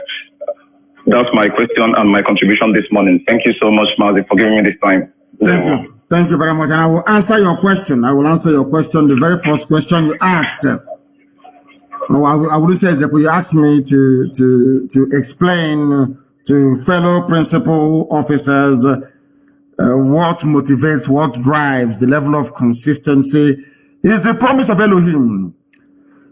I will take you back to what David Ben-Gurion said, the very first Prime Minister of Israel, what he said when they asked him at the floor of the United Nations what propels him to create, or should I say, to facilitate the coming of the state of Israel. He said it is the promise of God in the Holy Book. You call it the Bible, we call it the Torah. That was what David Ben-Gurion said. They asked him, why are you doing what you're doing? He said it is because he is standing on the promise of the Almighty Creator of the universe, that Israel must come. And on the same, should I say, pronouncement, I anchor my very firm belief in the coming of Biafra. I told you before that I read a book, or should I say a pamphlet, 1985 Ajoko lecture, delivered by Professor Donatusi Benwoga. I was traveling from Umuahia to Owerri. I was in a Hiace bus, and I was reading that very pamphlet. I'm not going to tell you how, of course, you can work out how old I was in 1985.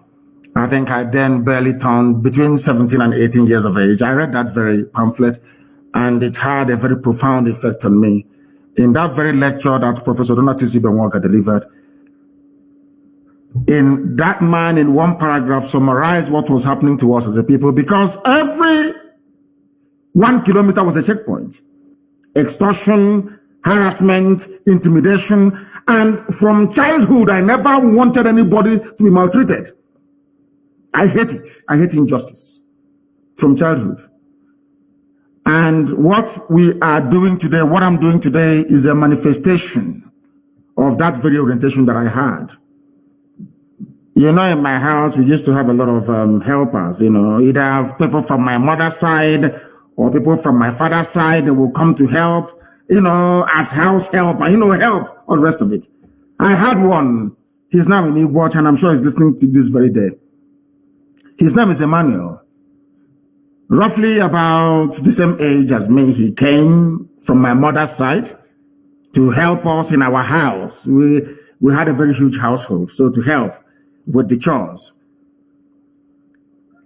We went to fetch water together.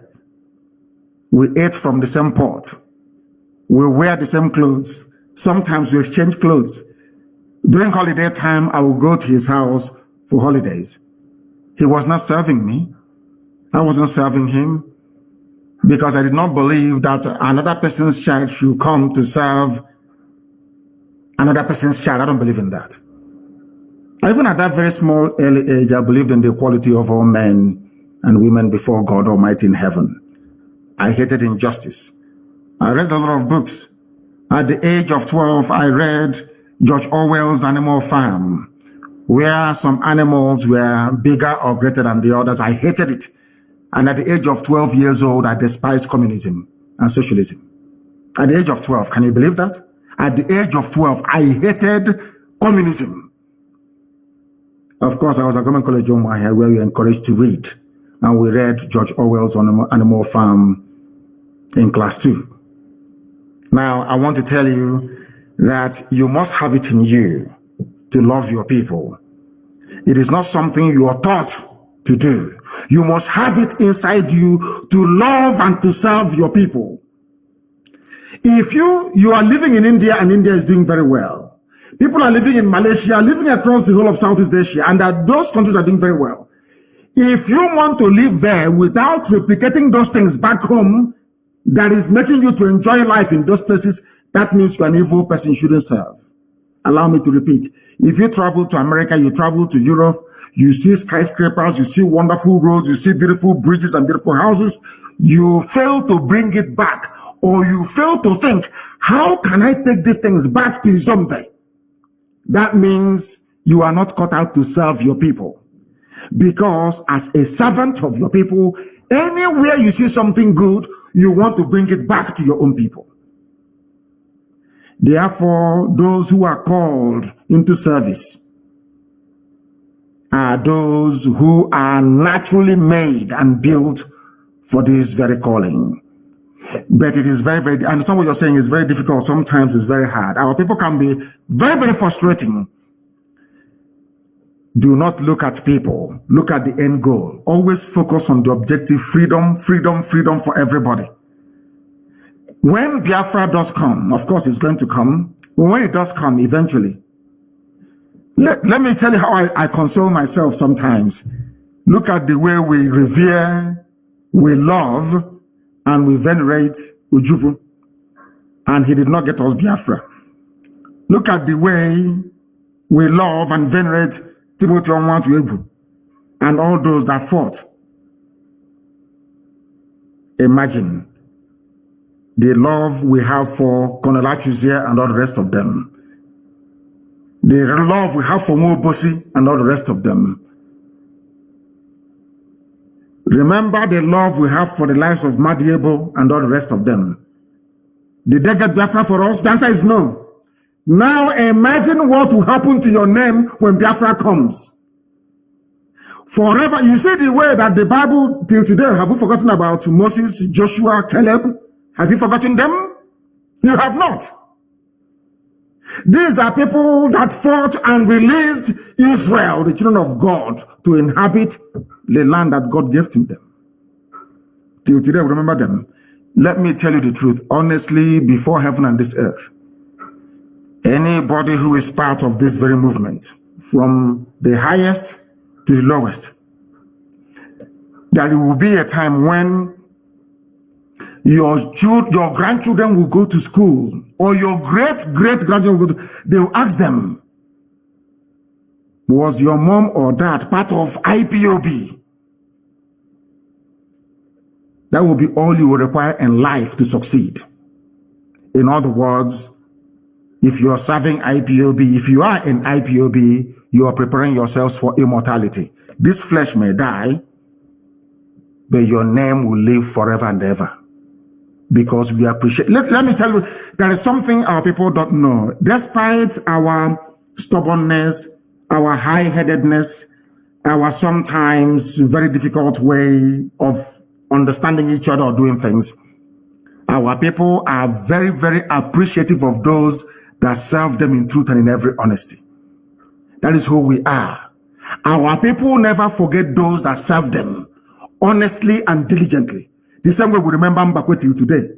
Who is going to forget Dr. Michael Okpara? It's impossible. That is who we are.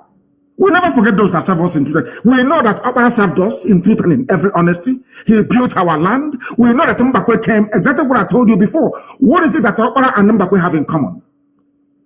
They went abroad, they saw good things abroad, and they brought it back home. Why do you think that Malaysia is developed? If you're a minister in Malaysia, you travel abroad, you didn't bring back any idea, they will sack you. That means your trip abroad is a waste. What did you learn? Bring it back here. Let us replicate it. What you're doing and other principal officers all over the world is building up what I call an identity of immortality. Forever and ever, your lineage, your children will be remembered and celebrated. Can you imagine if today somebody were to come to you to say, I am from the lineage of Joshua, or from the lineage of Moses? I'm sure even if you're sitting there, you stand up to greet them. Something that money can never buy. When you remember all these things, then you redouble your effort, because you're not working for any man. You are working to fulfill the promise of the creator of the universe. The promise that God made, you are bringing it to life. What you're doing is beyond human understanding. What IPOB is doing, man cannot understand it. Because we are bringing down or calling down the kingdom of heaven upon this very earth, as Yeshua prayed. Let thy will be done on this earth as it is in heaven. Thank you very much. Let's take this call. The caller on the line, can you hear me? Your name and where you're calling from, please. Yes, my supreme leader, mazi Nnamdi, kanu, the supreme leader of indigenous people of Biafra, Chukwuka Biama be with you because we've been doing a normal job to save the life of Biafran, not only the life of Biafrans, to save the black race from the shackles of Tamnadko Republic of the Sioux and in Africa as a whole. My name is still remain Mazi Ezekwem Uchechi. I'm calling from the city of Kuala Lumpur, Malaysia. Mazi, what I want to ask you right now, you have reiterated that, you have touched it from the last caller before me. But what I want to ask, because we have known there is a lot of benefit we are going to get. But Mazi, there's something confusing me, some of the Biafrans or some of the IPOP, those that claimed that they have joined IPOP. They don't attend the meeting. They are IPOP under oath. They came to meeting and took oath with IPOP. Some people come to the meeting from 2 years, 3 years, 6 months. They don't contribute a dime. They don't pay monthly dues. They don't pay any kind of levy you bring out or you brought out in IPOP. When you go talk to them private, they have now reminding, don't know what you are telling me. I am IPOP under oath. They have taken oath on IPOP. Therefore, I'm IPOP. You're not going to deprive me of my IPOP membership. These are the people, or he remind you that they have been on IPOP for 8 years ago, 2017, 2015. But for since more than 5 years, 3 years, 2 years, he have never even paid common dime to his monthly dues. We don't talk about other compulsory levy. So my question is, what is the position of these people? Because if you try to talk to them even private, they will now remind you that, mind you, I am IPOP. I'm under oath. I took the oath you took with me. And some people will be trying all their best, spend their time, attend meeting, paying the dues, pay all that, even do evangelism, do a lot of things to make sure that we awaken the consciousness of our people living in, especially I'm saying this in Malaysia precisely. They claim they are with you, with IPOP, but they are not doing anything in IPOP. Call it dues, call it attend the meeting. They don't do, but they say they are IPOP, they're under oath. So where are we going to place them? Or what is it going to happen with this sort of people? Because it's full in Malaysia, Kuala Lumpur, precisely. Thank you, Mazi, and Chukwuka Biama continue to be with you for what you are doing for Biafran. Thank you very much, Thank Mazi. you very much, thank you. There are fair weather friends. There are those that will fall by the wayside. I remind you of the parable of the sower. As you scatter this seed, some will fall on fertile soil, some will fall on rocky grounds, some will fall on the sand, some may even fall on thorns. Only those that fell on fertile ground will be able to germinate and bear forth fruit. For those people shall be called Umu Chineke, the sons of God Almighty in heaven, and daughters of course. Not everybody that says, my father will enter heaven. And with that, I bring that to an end. You will understand what I'm talking about. And Elohim is in charge. And we are moving forward. Forget about them and continue to move. The caller on the line, can you hear me? Yes, Mazi, good afternoon from here. I'm calling from Malaysia. From Malaysia as well. Please go ahead. We're listening. Please go ahead. Are you one of those that don't pay their dues in Malaysia? You don't attend meetings? Not really, Mazi. Okay. I do. My name is Ifani. Ifani, turn down your system. I can hear your system. Turn it down, please. Turn your system down. Okay, Mazi, I have. Go ahead. Mazi, my question is this. Concerning these people that say the Ikure people that say they are not evil. No, not Ikure people. No. Don't say that, please. Ikure people did not say they are not evil. It is only Wike, those raised with money from abandoned property. It is guilty conscience that is pursuing them. Wike needed to deny his Igbo identity in order to serve his Fulani masters very, very well. Wike knows that he's an Igbo man, but he is ravaged by guilty conscience. Some of them, their fathers stole properties that didn't belong to them. And in our land, it's a taboo. In Igbo land, in Igbo culture, it is a taboo for you to steal landed property belonging to your brother, your cousin, or your sister. For them to shield themselves from the ravages of guilt, they said they are not Igbo. Of course, Ikwere is Igbo. Have you not seen the new state creation that they are touting all over the place, the Fulani Janjaweed? They want to create a state comprising of Igbo, of Ikwere people, as well as those of them they took from Omok, which are Igbo people, into a new state. Do not despair. No Ikwere person, no sensible Ikwere man said he is not Igbo. Let me tell you what has been happening in the zoo and what they do very cleverly. Before now, when the Yoruba media was against us in line with the Janjaweed, they magnify what idiots like we can say. What ordinary people are. Anytime you say, I am Ikwere, I'm Igbo, nobody will publish it. But if you say, I am Ikwere, I'm not Igbo, every paper will carry it. That is why it is always very good for us to read between the lines. Forget about the noise making of a few empty barrels, like Wike, and listen to the voice of reason of other well-meaning Ikwere sons and daughters. They know they're Igbo. Everybody knows this very clearly. Some of them claim they are from Igodomigodo. I don't dispute that. But Igodomigodo is also Igbo land. If it comes that way. You've answered I've answered the question, because I see no reason why someone that speaks Igbo, that do everything like Igbo, will begin to deny his identity. When you lose a war, it is always like that. When you lose a war, it's always like that. We fought a war of attrition for 3 years. The Fulani Janjaweed came and gave biscuit and chewing gum and tobacco to some people, and kai hot drink to some people, and say, one Nigeria, if you don't say you are one Nigeria, will kill you. I had a good brother of ours from Ika speak to me. And he told me, this is a so-called Delta or Delta Igbo. He told me that they're from Uri. His father was the traditional ruler of his people. Every year, Ezenri will come to their village and sprinkle clay on the ground. They're from Uri.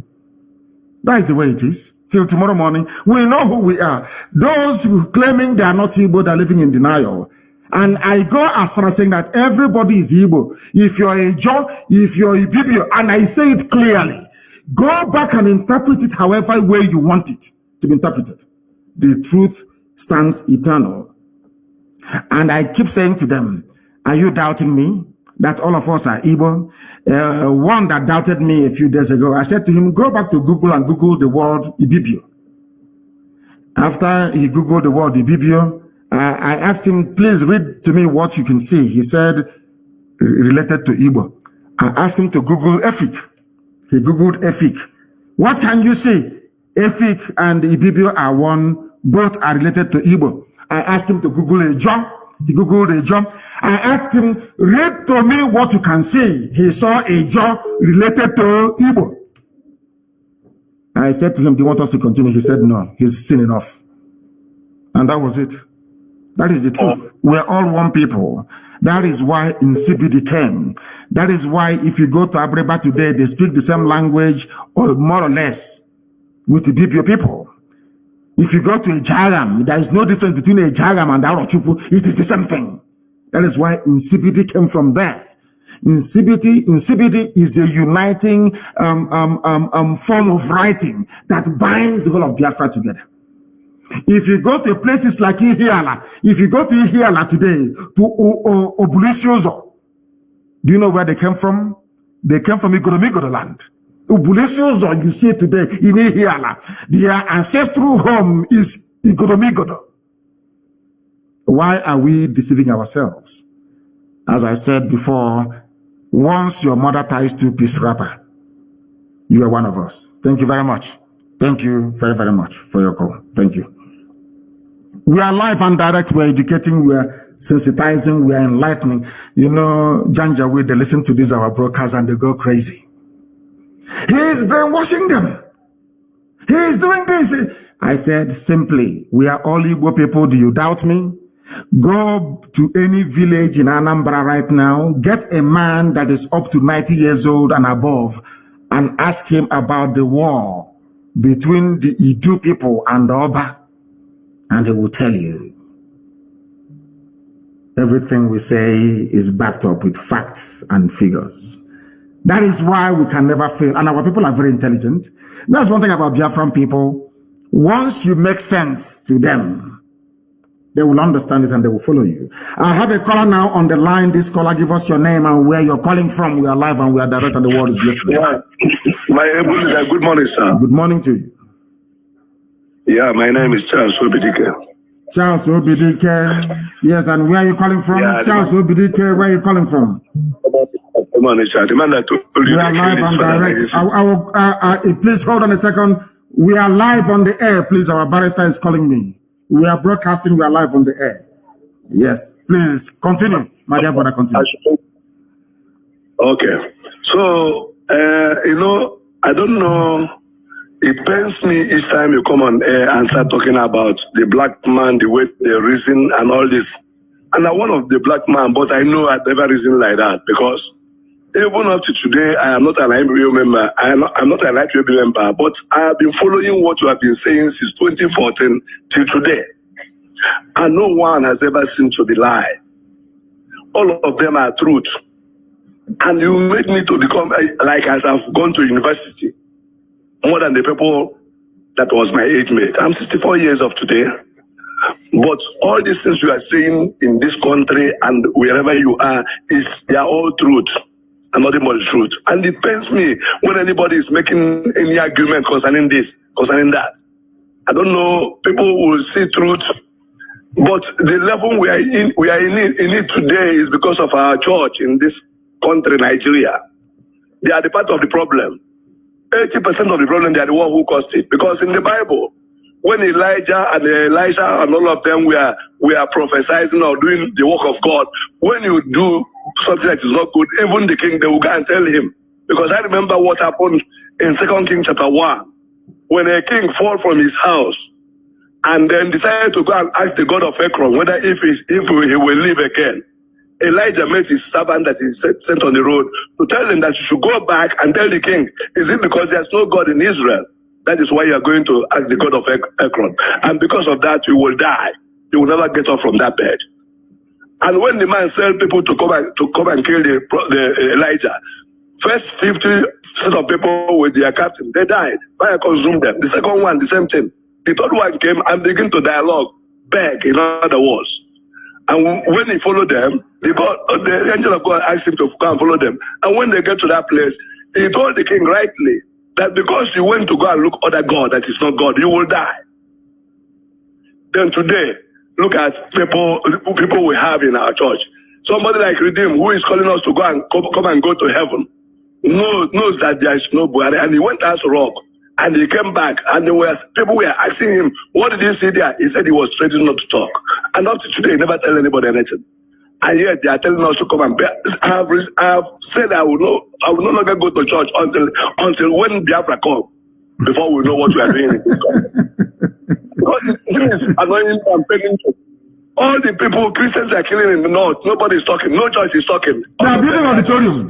We are going to build 10,000 auditorium. Whereas Christians are being killed in the north. They say nothing. I don't blame them. I blame the idiots that go to these useless, idiotic churches and patronize them. I blame them. But in all fairness, there are some preachers that have come out recently to condemn what is happening. There are good ones amongst them. Let us not tar them with the same brush. Just tell me somebody will look a factory closed and close the factory, then convert that factory to church and begin to pray for you to get work. Does that make any sense? You close the factory where people will be going to work. Yes, convert it to church and then be praying. If it is suffering to this length, the people will get to understand. So I appreciate you. Only thing is that my God will continue to supply all your need according to his riches and glory by Christ Jesus. I pray that no evil shall befall you in your life, with your family. You will actualize it and make us to be human being again in the mighty name of Jesus. That is my prayer for you this morning. Thank you very much. Thank you very, very much. Thank you very, very much, my dear brother. Everybody approach this issue. He's given us a very new perspective. There is somebody called Pastor Otis. I don't know if he's related to the principle of Otis that I was under in Government College Omoahi. I don't know. Otis or Otis. It must be. And I have to call him back. Let me call him back. Because Otis was a very good principal. He was a principal at Government College Omoahi. Let me see if I don't know if this is the son. I don't know if it is but Otis or Otis must be part and parcel of that glorious family. I love Otis immensely. Let me see if I can get him to speak to us, please. I want to ask him. He's a pastor. I want to ask him if he is related to Otis or Otis. One-time principal at Government College Omoahi. I want to ask him. I have elected to try to call him back to see if he can speak to us. I don't think so. The line is ringing, but I don't think he is not picking up, not yet. I wanted to find out if he is. Yes, he's picked up now. The caller on the line, are you Pastor Otis or Otis? Is that correct? Yes, I'm Pastor Otis. I'm from Abreba. You are from Abreba. Yes. Are you related to the principal of Government College Omoahi, Otis or Otis? No, I'm not related to, but it's closer to near to our village. Okay, the same village, but not yours. Okay, it seems. Are you a pilot? It seems you are flying an aircraft. There's a background noise where you are. No, I am beside a metro. I'm going to work, but at the same time, that's what I'm trying to communicate with you this morning. Good morning, sir. Good morning to you. Yeah, my name is Pastor Otis. It's the first time I introduce myself as a pastor because many people don't know I am a pastor. I always say that my name is Otis. But today I decided to introduce myself as a pastor ordained by the Biafran, and the pastor is in German today. His name is Pastor Sami Eko. He's living in Germany today. It's a Biafran too. And my question this morning is concerning the oil well that the Nigerian government are taking, and it seems that when the northern oligarchy have both the gold and the other mineral resources, they call it their personal own, but our own become a national case. How? When are we going to take back all our things? Because the world seems that they are not listening what we are saying, or the campaign we have been sending to them letter from UN and other angle of the world, but they keep mood and they keep watching, looking for us to die until they will come to our rescue. I think is it the time that we're supposed to take back our things and pursue all the white people that are taking all control in our land? That the war that we are looking for, they can be able to get it. Or are we going to stay until they wipe all from the face of the earth? That's my question, my leader. Thank you very much. Thank you very, very much for that. The truth of the matter is that the people giving the impetus to the Fulani Janjaweed to keep their gold and their diamond from Zamfara, but be drinking our own oil, is because of the people are the likes of Wike, Amechi, Hopos, and all the Fulefus. If they get together and say enough is enough, there will be no oil going to the north. They will try to bring down their army and will defeat them. Nigerian army cannot fight. They are very weak. Everybody knows that they can't fight. That is why they are begging foreign mercenaries. That's why they are begging Cameroon, they are begging Chad, they are begging Niger, poorest countries in the world, to come and help a giant of Africa to fight. This is one thing that people do not understand. They are being deceived by the war that happened. People think till today that that Nigeria fought a war against Biafra and defeated Biafra, that Gowon was an all-conquering general. It is a lie. It is a lie. Without the help, without Britain, Russia, or AU to an extent, Egypt and the acquiescence of the USA, there is no way that Nigeria could have defeated Biafra. Not in a million years. This is the same army that cannot even defeat a ragtag band of terrorists in Boko Haram or bandits. We should do away with fear. Fear is a debilitating disease. They are taking our oil and gas because we allowed ourselves to become divided and deceived. They appointed the Willings Commission to divide the so-called Niger Delta or carve them away from the wider eastern region. The same white man did not go to the north to create a minority commission for the so-called minorities in the north being yoked by Fulani. No.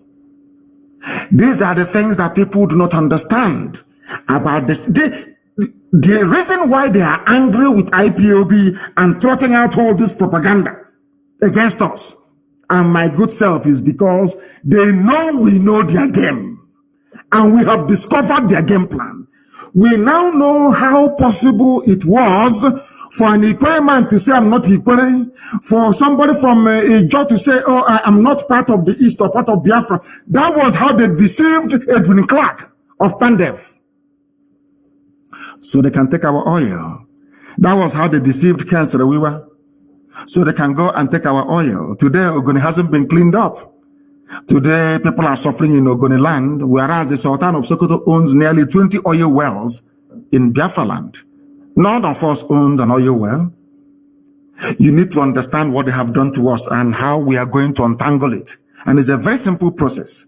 By educating and enlightening our people to understand that we are one first and foremost. That is why the Fulanis, for Fulanis to subjugate you, they come with one north. They never divide the north. They will tell you we are one north, one. If you try to divide Fulani from Hausa, they will say no, we are one people. But they come to your land, then you allow them to divide you. That makes you a very big fool. Let's take this call. The caller on the line, can you hear me? This is Radio Biafra. We are live and direct. And bless you. Please turn your system down. I beg all of you, please turn down your system. Well, once I pick your call, turn off your system. Because what I'm going to say, the whole world is going to hear it. What you're saying, the whole world is also going to hear it. You don't need to hear your voice 2 times, do you? Please, go ahead. Thank you, sir. Go ahead. Thank you. Ohamadike, I have a question for you. How are you doing, my Lord? Elohim is kind to us. God bless you. Thank you. Sir, my question is this. I have 3 questions. One is this. What do you want to tell our Biafrans who see themselves serving in Nigerian police, in Onitsha, in Owerri, in Aba, in Ebonyi, killing and humiliating their brothers? A brother who is a keke napep driver, who put a flag of Biafra in his keke.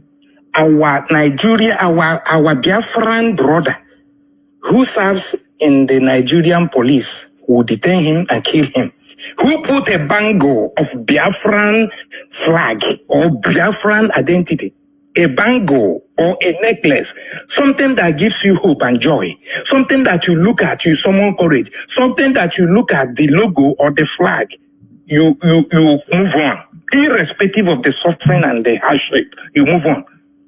Our Biafran police, who is in Aba, who is in Owerri, who is in Oka, who is in Enugu, will kill, detain, and humiliate that person. That is my number 1 question. What message do you have for such an individual who is that their end is coming? Their end is also coming, and there will be no pity, there will be no mercy. We have all their names. Who has a child who is suffering in the same dilapidated school, in the same abandoned area, in the same gutter that all of us are living, is there with us? That's my number 1 question. My number 2 is this.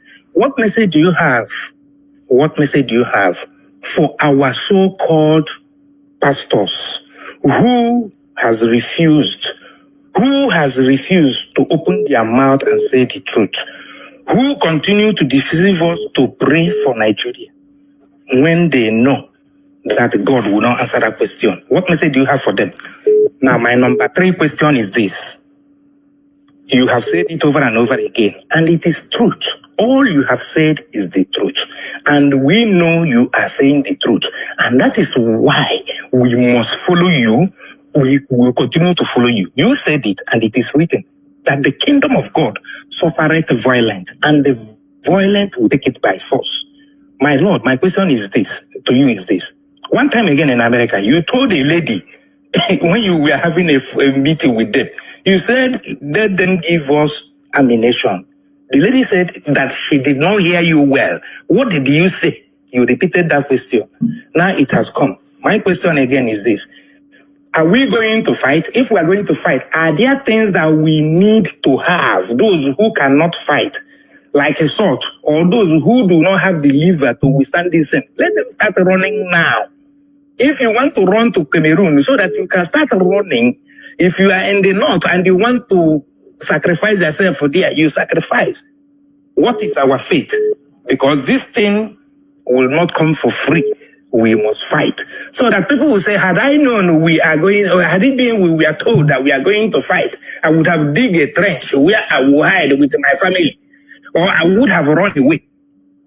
So is there any way people will be made to understand? Because even those in the north, when we keep telling them that this is not people of our tribe, these are not brothers. The people that you're seeing in their place are not brothers, because they will kill you. We keep telling them, come back home. They refuse. I was living in the north. I lived in the north. I live in Nasarawa. I lived in Plateau. I lived in Kanu. I come back home. So are we going to fight? Because the lady who asked you that question, what did you say you need? I keep listening to that message, that family meeting you had with them. I keep listening to it over and over again. When she asked it, what did you say you did? Today, I think wherever that lady is, she will be going to, I think from Wodibo Congress anyway, she will be listening to that message where you told them what you need openly. And she refused. I don't know whether they honored that meeting that day or what. I accepted your request, but today they have brought that killing to our house. And it is real. It is true that they brought it.